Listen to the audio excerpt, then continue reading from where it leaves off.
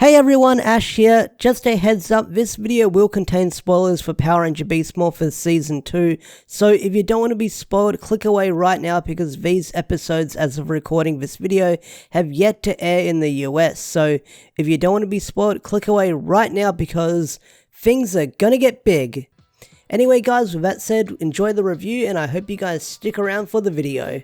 So the episode The Silver Switch was a very interesting episode of Power Ranger Beast Morphers. Now, I kind of knew this was coming once we got the episode titles and it described what was going to happen in the episodes with a single sentence. It was your typical body switch episode, your Freaky Friday episode, and this has been done in Power Rangers 100 times, not 100 times. It's done every other season where characters switch bodies, they act like each other, they've got to learn how to act like one another and stuff like that. We've seen this all before, but the way they handled it in this episode was fun, I'll say that much. It wasn't irritating, I had a lot of fun watching this episode.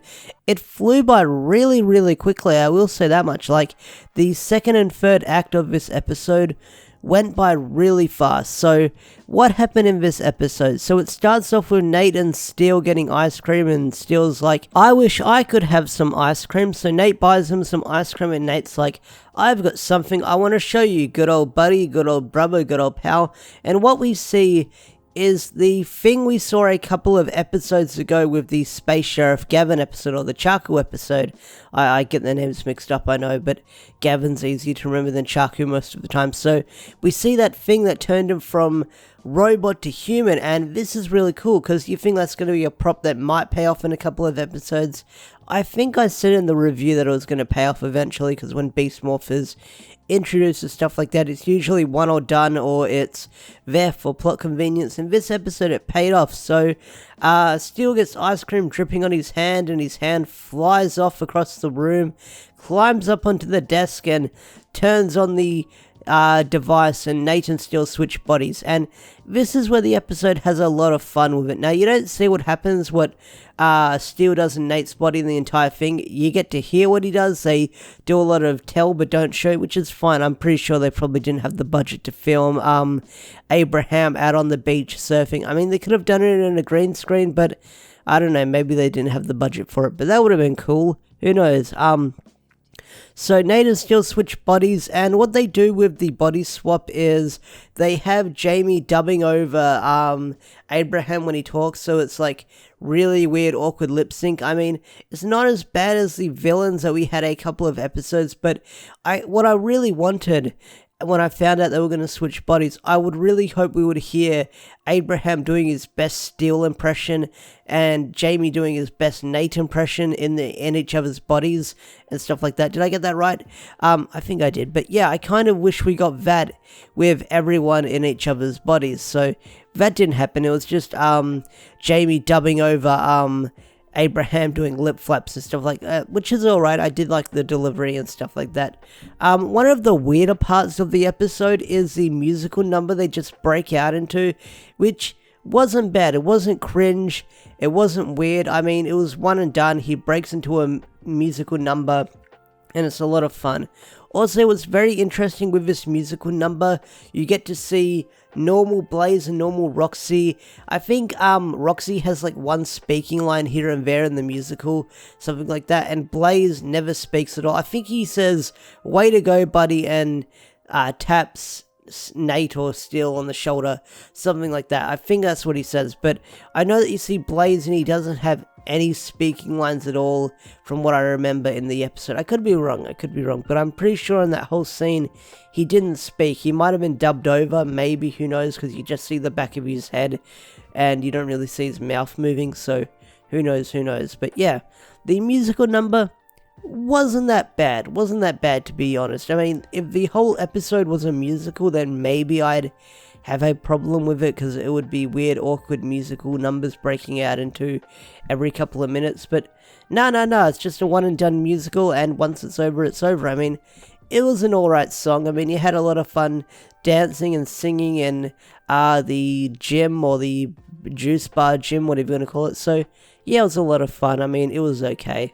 Now, what's really interesting about this episode is the whole bad guys side of things, because I think I think they brought back the rivalry between Robo Blaze and Robo Roxy, because we saw it last season between the avatars where they had a bit of a rivalry going on, and now it looks like that's back in full force with Roxy's upgrade, and Blaze wants to impress Master Evox and he wants to destroy the Rangers and stuff like that. So Blaze is the main focus in this episode. He's the bad guy of the day, of the week, whatever you want to call it. So he's got this weird little robot friend, which I like his voice. His voice was a lot of fun.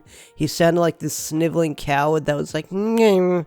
I can't do an impression of it, but you know what I mean. If you watch the episode, you know what I'm talking about. So Blaze has got this robot friend, or Robotron, that he's hanging out with. They're not friends. They're acquaintances, I'll just say that much, because someone's going to correct me in the comment section.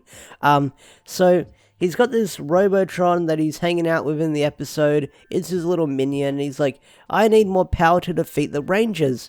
And you see him look at the little transporter that Roxy used to upgrade herself, and you're like, ooh, what's Blaze gonna do? Is he gonna upgrade himself as well? But then you think no, because they used like the best Sentai suit for Blaze last season, so it is what it is. The Enter suit they're using now is pretty cool, but if you've seen the Sentai, you can understand where a lot of people came from when we saw the Blaze suit we're seeing now. But, oh well, I'll get into it another day. So, Blaze basically steals the Morphex that Evox is using for his life support and runs off.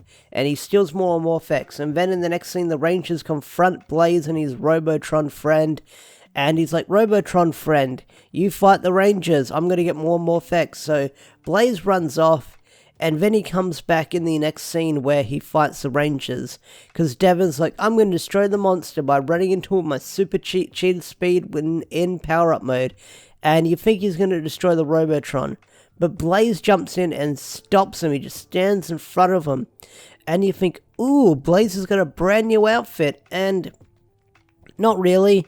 I mean, they make it seem like he's upgraded, but not really. I think they just made the paint maybe a little bit more shiny or something like that. Like, it's the exact same suit that we've seen. I think just because of the lighting and stuff like that, it looks like it's upgraded, but it's not upgraded. So hopefully Blaze can get a brand new upgrade eventually in his Robotron suit. Who knows? I mean, in his Robo form. So yeah, hopefully we'll see something. So we get a cool fight from the Sentai footage. I think it's from the Sentai footage where Robo Blaze fights the Rangers. He's really good. And the Robotron's like, what do you want me to do, boss man? And he's like, nothing. And he destroys him. And they're like, whoa, you destroyed your own companion? Not cool, dude. And Blaze is like, I'm evil. What do you expect, man? It's what we do. It's Bad Guys 101. You destroy your minions. Shut up. So the Robotron's destroyed, and then Blaze retreats, and then they have to get into the they have to fight the Giga Drone, which is the giant monster of the day. Everything's saved, and then the final scene is they go back to Grid Battle Force HQ, and Nate and Steel, they're back in their original bodies. And then the episode ends with Nate saying, don't worry, Steel, I'll find a way to turn you human. I said that it's hard, but it's not impossible. So we've got that little setup for the possible finale where Nate is going to turn Steel human at the end of the season, which I have mixed feelings about if they're going to do that, because what if they want to use footage where Beat J Stag returns in the Sentai and stuff like that? I mean, they can always film original footage and stuff like that, but I don't know. I don't think Steel is going to turn human at the end of the season. I mean, I get the feeling he will and he won't because of Sentai reasons, and maybe Steel will say, I want to stay a robot because I like being your robot brother who's half human and stuff like that. So, who knows? Well, I guess we'll find out eventually.